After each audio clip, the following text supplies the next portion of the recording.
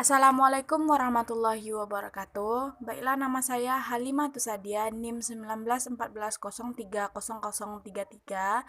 Baiklah, saya akan menjelaskan pembagian saya, yaitu analisis dan perancangan jabatan mata kuliah Manajemen Sumber Daya Manusia, dosen pembimbing Usda Risman MPD. Sebelum saya memaparkan penjelasan tentang materi saya, alangkah baiknya terlebih dahulu kita mengetahui tentang penjelasan deskripsi pekerjaan. Nah, di sini deskripsi pekerjaan yaitu berupa pernyataan akurat dan ringkas tentang apa yang diharapkan akan dilakukan oleh karyawan di dalam pekerjaannya, maupun tugas-tugas yang dilakukan oleh pemangku jabatan. Nah, saya menambahkan menurut beberapa ahli, diantaranya Edwin B. Plipo, pekerjaan deskripsi adalah rumusan kewajiban dan tanggung jawab dalam pekerjaan-pekerjaan tertentu yang disusun secara jelas dan teratur. Dan yang kedua, menurut John B. Wiener dan Mary Green Wiener, pekerjaan deskripsi adalah pernyataan tertulis tentang tugas, kewajiban, dan perilaku-perilaku yang diperlukan dalam pekerjaan tertentu, serta kualifikasi pribadi yang perlu dimiliki oleh calon-calon untuk pekerjaan tertentu. Nah, jadi yang dimaksud dengan pekerjaan deskripsi adalah informasi tertulis yang menguraikan tugas dan tanggung jawab, kondisi pekerjaan, hubungan pekerjaan, dan aspek-aspek pekerjaan pada suatu jabatan tertentu dalam organisasi. Nah, dan yang kedua saya menjelaskan tentang isi pekerjaan deskripsi. Faktor-faktor yang diuraikan dalam pekerjaan deskripsi menurut Dr. Mukijat antara lain: pertama, pekerjaan yang dilakukan; yang kedua, tanggung jawab yang dipikul; yang ketiga, kecakapan atau keahlian yang diperlukan atau potensi yang kita miliki; dan yang keempat, kondisi dan lokasi pekerjaan tersebut dilaksanakan; dan yang kelima, syarat-syarat khusus yang diperlukan.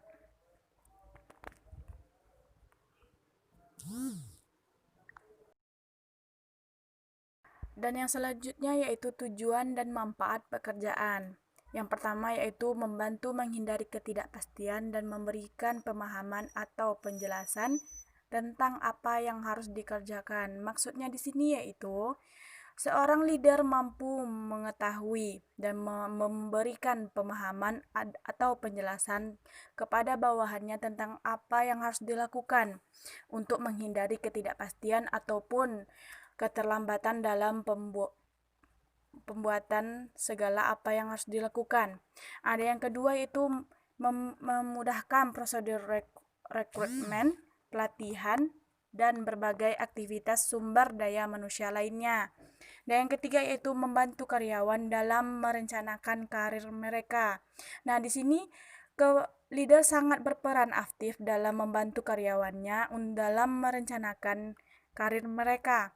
Dan yang keempat yaitu bermanfaat untuk menentukan besarnya imbalan yang akan diberikan kepada SDM yang bersangkutan.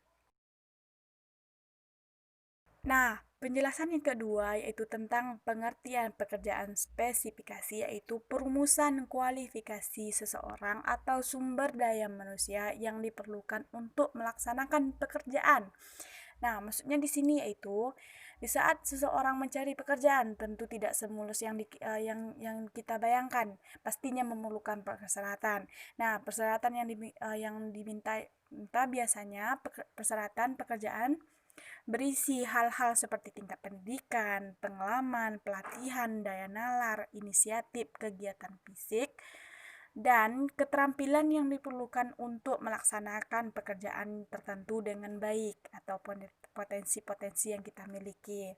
Nah, spesifikasi jabatan adalah persyaratan minimal yang harus dipenuhi oleh orang yang menduduki suatu jabatan agar ia dapat melaksanakan tugas yang dibebankan kepadanya dengan baik dan bertanggung jawab.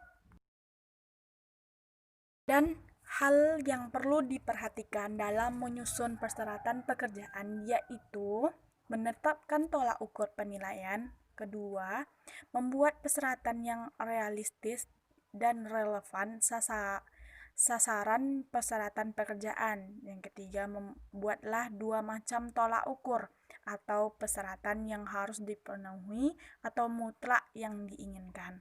Yang keempat, tetapkan kualifikasi yang dicari mudah untuk diukur dan dinilai. Pakailah bahasa yang tepat untuk menulis persyaratan yang dibutuhkan. Yang keenam, hindari unsur diskriminasi atau suku, agama, ras, dan sebagainya. Yang terakhir yaitu bila perlu dapat mencantumkan persyaratan khusus lainnya seperti misalnya CV atau yang lainnya. Nah, dan tujuan pekerjaan spesifikasi ini yaitu menemukan pekerja yang prospektif spesifikasi jabatan penting. Nah, maksudnya kita perlu memilih pekerja seseorang yang emang berkompetensi di bidang-bidang tertentu. Dan yang kedua, tentang rincian spesifikasi jabatan yang ada dalam rekrutmen merupakan gambaran calon pekerja. Dan yang ketiga, mengatur kompetensi organisasi. Yang keempat, spesifikasi pekerjaan penting dalam mengidentifikasi kompetisi karyawan. Dan yang kelima yaitu dapat menentukan apakah dirinya berkualifikasi.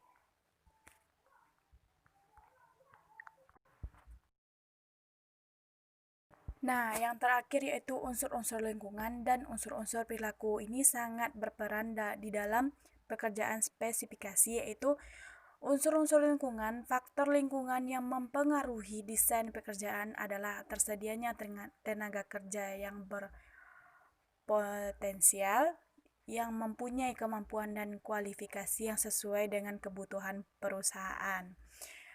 Yang kedua, unsur-unsur perilaku. Perilaku merupakan salah satu instrumen terpenting yang dapat mempengaruhi pekerjaan desain dalam sebuah perusahaan, karena dalam perilaku bekerja sangat beraneka ragaman.